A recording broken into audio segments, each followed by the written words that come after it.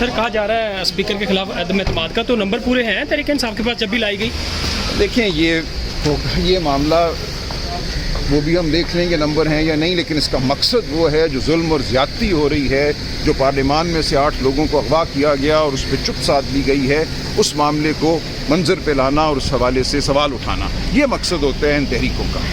अयाज सादिक साहब कह चुके हैं कि अगर मेरे खिलाफ अदम एतमाद लाएगी तो तहरीक इंसाफ को मजीद मुश्किलात कोई होंगी। बात नहीं। अच्छा सर, ईद की छुट्टियां भी आ रही हैं, उसके बाद फिर गर्मियों की छुट्टियां भी आ रही हैं, लेकिन जिस दिन का चीफ जस्टिस ने वादा किया था उस दिन तो 8 मई की छुट्टी आ रही है, तो क्या लगता है कि केस लगेगा इमरान खान का या नहीं?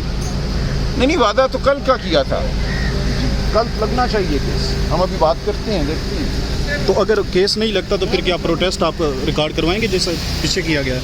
ज़ाहिर है हम अपनी आवाज़ उठाएंगे।